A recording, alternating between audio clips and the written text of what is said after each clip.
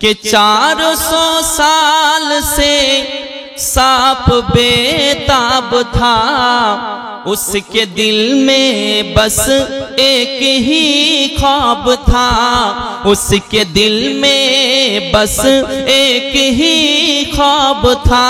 क्या कि एक नजर देख लो रूह बदरो दुजा, एक नजर देख लो रूह बदरो दुजा, उसके दिल की ये हसरत बड़ी चीज है, उसके दिल की ये हसरत बड़ी चीज है। हजरत अबू बकर सिद्दीक আমার আপনার নবী সাল্লাল্লাহু তাআলা আলাইহি ওয়াসাল্লাম কে বলতে আছেন, দরদি ওগো নবীজি আপনি গারে সুরের মধ্যে প্রবেশ করবেন না, কারণ আমি আবু বকর সিদ্দিক, আমাকে আগে প্রবেশ করতে দেন, আমি আগে প্রবেশ করতে যাই, কি অবস্থায় রয়েছে, কি প্রসেস রয়েছে, কি বিষয় রয়েছে দেখি, জায়গাটা কি অবস্থায় রয়েছে আমাকে দেখতে হবে গো নবীজি, কারণ আমি আবু বকর নিজের জানের চাইতে আপনাকে ভালোবাসি। হযরতে আবু বকর সিদ্দিক রাদিয়াল্লাহু তাআলা আনহু তিনি যখন গারে সুরের ভিতরে প্রবেশ করলেন, প্রবেশ করার পরে যেগুলো আব্বার আমার গর্ত ছিল সেই গর্তগুলোকে কাপড়ের মধ্যে ফুটা ফুটাগুলোকে কাপড় ছেড়ে বন্ধ করে দেওয়া হয়, একটা গর্তকে বন্ধ করা হয়নি। এমন তো অবস্থাতে সেই গর্তের মধ্যে আমার হযরতে আবু বকর সিদ্দিক কি করেছেন, নিজের পায়ের ঘোঁটা দিয়ে দেবে ধরে আছেন, আমার নবীকে বলতে আছেন, দরদি ও নবীজি আপনি চলে আসুন, আর অসুবিধা নাই, আমার নবী পাক আপনার নবী দো জাহান, আমারও আপনার দো জাহানের নবী পাক যখন সেই মাথা নিচু করে গর্তের মধ্যে প্রবেশ করলেন, যাওয়ার পরে হযরতে আবু বকর সিদ্দিকের কোলের মধ্যে মাথা দিয়েছেন, আমার নবী আরামে চলে গেছেন, আরাম করতে আছেন, সুবহানাল্লাহি ওয়া বিহামদিহি, আরাম করতে আছেন। এমন তো অবস্থায় সেই গর্ত যেটা বন্ধ করা হয়নি, সেই গর্তের মধ্যে একটা বিষধর সাপ ছিল। জোরে বলেন, জোরে বলবেন না। সেই সাপ হযরতে আবু বকরের পায়ে হোড়া দিতে আছে, হোড়া দিতে আছে, ইশারা দিতে আছে, আবু বকর পা হটাও, নবীর জিয়ারত করব। জোরে বলে, সাপে নবী চিনেছে, সাপে চিনেছে নবী। আমরা মানব, আমাদেরকে আল্লাহ পাক এত বুদ্ধি দিয়েছে, ব্রেন দিয়েছে, ইন্টেলেক্ট দিয়েছে, তারপরে নবী চিনতে পারি না। আব্বাজি সেই সাপ হযরতে আবু বকর সিদ্দিকের পায়ের মধ্যে হোড়া দেয়, যখন হোড়া দিতে আছে হযরতে আবু বকর সিদ্দিক মনে মনে চিন্তা করছেন, মনে মনে ভাবছেন, ওগো আল্লাহ পাক, আল্লাহ তাআলা আমি আবু বকর সিদ্দিক নিজের জীবন দিয়ে দেব, পা উঠাবো না, নবীর শরীরে কোনো আঁচল লাগতে দেব না, নবীর শরীরে কোনো দাগ লাগতে দেব না। হযরতে আবু বকর সিদ্দিকের পায়ে বারবার হোড়া দেয়, সাপটি রয়েছিল আব্বার আমার কিতাব বলতে আছে 400 বছর ধরে। জোরে বলেন, তার জন্য শায়ের বলতে আছে कि 400 साल से सांप बेताब था, उसके दिल में बस एक ही ख्वाब था, उसके दिल में बस एक ही ख्वाब था। क्या कि एक नजर देख लो रूह बदरो दुजा, एक नजर देख लो रूह बदरो दुजा, उसके दिल की ये हसरत बड़ी चीज है, उसके दिल की ये हसरत बड़ी चीज है। नात कहता हूँ मैं, नात पढ़ता हूँ मैं, नात कहता हूँ मैं, नात पढ़ता हूँ मैं, नात पढ़ने की आदत बड़ी चीज है, ये सादत भी है, ए इबादत भी है, ए सादत भी है, ए इबादत भी है, और नात पढ़ने की आदत बड़ी चीज है, नात पढ़ने की आदत बड़ी चीज है। मोहब्बत वाले हजरत अबू बकर सिद्दीक রাদিয়াল্লাহু তাআলা আনহু তিনি মনে মনে চিন্তা করতে আছেন, ওগো রব্বুল আলামিন, ওগো আল্লাহ পাক, আমার পায়ে যাই গো দংশন করুক না কেন, যেই হোড়াক না কেন, আমি জীবন দিতে রাজি। আমার নবী পাকের শরীরে কোনো আঁচল লাগতে দেব না, নবীর গায়ে কোনো আঘাত লাগতে দেব না। আমার নবী পাককে এত মোহাব্বত করেছেন বন্ধু, আমার নবী পাককে এত ভালোবেসেছেন। আব্বার আমার সেই বিষধর সাপ আর থাকতে না পেরে হযরতে আবু বকর সিদ্দিকের পায়ে কয়েকবার দংশন করে দেয়। হযরতে আবু বকর সিদ্দিকের শরীরের মধ্যে সেই বিষাক্ত সাপের বিষ পুরো শরীরে ছড়ে পড়ে, পুরো শরীর সবুজ হয়ে যায়। হযরতে আবু বকর সিদ্দিক কান্না করতে আছেন, মালিক আমি জান দিয়ে দেব, নবীর ভালোবাসা দেব না। জোরে বলুন সুবহানাল্লাহ। যখন গারে সুরের মধ্যে প্রবেশ করেন, আব্বার আমার ওপরে মাকড়সার জাল পেতে দিয়েছিল, মাকড়সা এসে জাল পেতে দেয়, পায়রাতে সে ডিম পেড়েছিল। জোরে বলেন, মাকড়সা সুন্নি, পায়রা সুন্নি বাবাজি, ব্যাঙও সুন্নি। বাড়িতে মধ্যে দেখবেন গিরগিটি থাকে, গিরগিটি থাকে না, টিকটিকি দেখবেন মেয়ে ছেলে বলবে হ্যাঁ ও আমার গিবত করে, গিল্লা করে, তখন ঠিক ঠিক ঠিক টিকটিকি যদি সাইডে থাকে এটা করে, করে কি করে না, বলে হ্যাঁ সত্যি এটা ঠিক বলেছে, বলে কি বলে না, বলে হ্যাঁ ঠিক বলেছে, ঠিক কথা। হ্যাঁ কিন্তু কি গিরগিটিকে মারা জায়েজ আছে, তাকে মারলে আপনি নেকি পাবেন। কারণ কিসের জন্য হুজুর উত্তর দেন? প্রশ্ন থাকতে পারে যে হুজুর গিরগিটিকে মারবো কেন?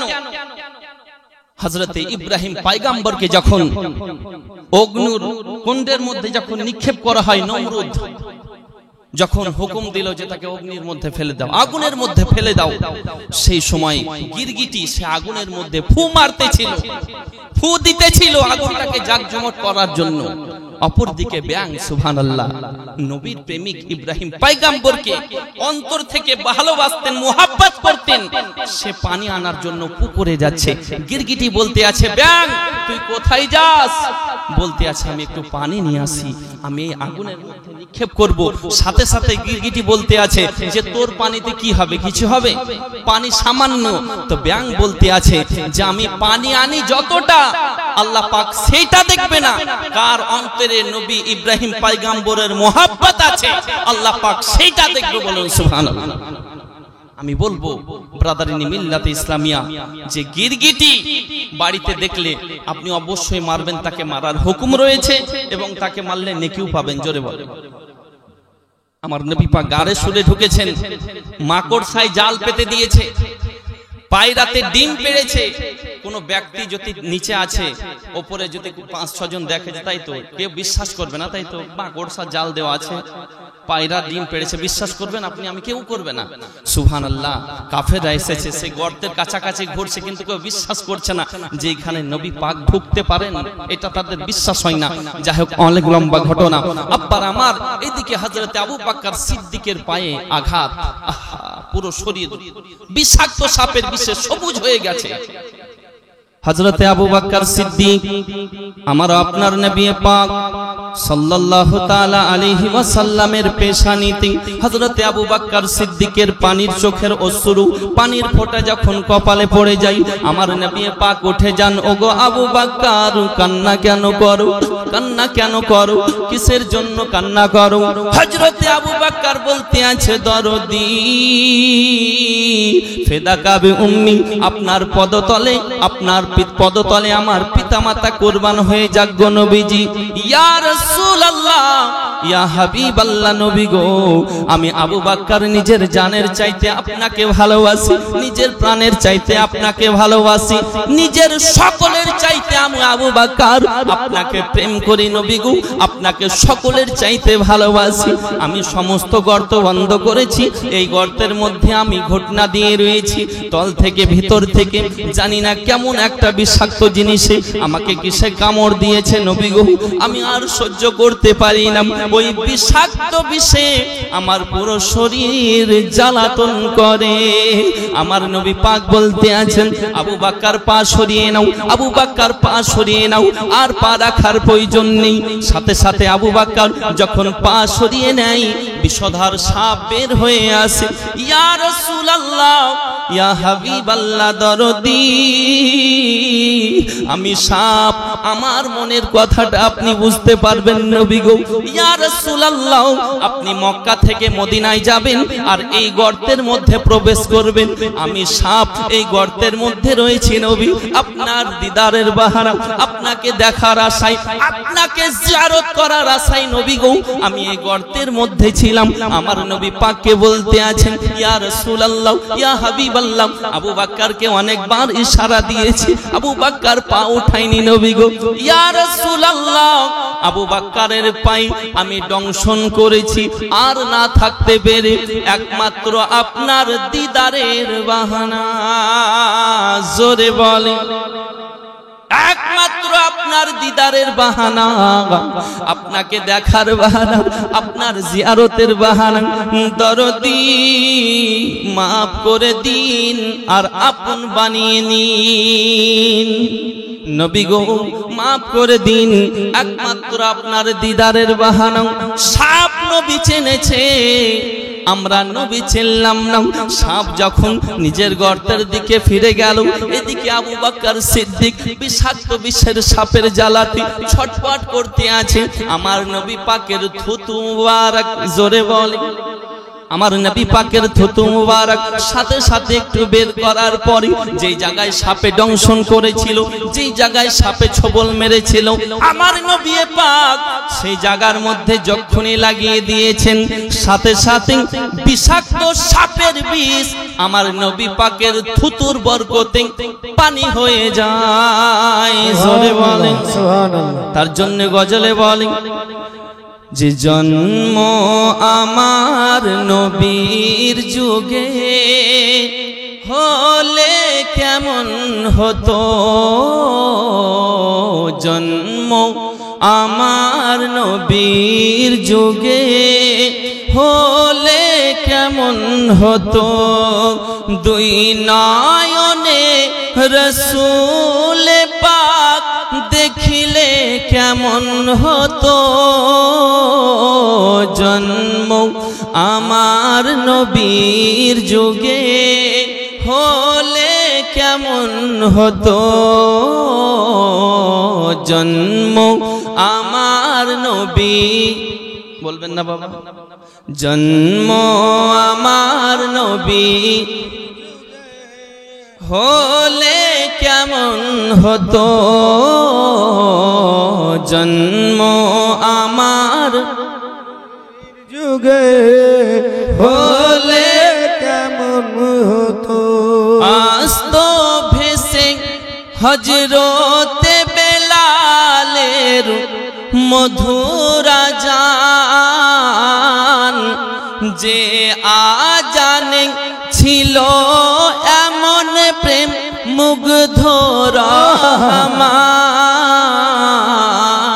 দয়াল নবীর পিছে নামাজ পড়লে কেমন হতো, দয়াল নবীর পিছে নামাজ পড়লে কেমন হতো, জন্ম আমার নবীর যুগে হলে কেমন হতো, দুই নয়নে রাসূল পাক, দুই নয়নে রাসূল পাক দেখিলে কেমন হতো, জন্ম আমার নবীর যুগে হলে কেমন হতো, জন্ম আমার নবীর যুগে হলে কেমন হতো।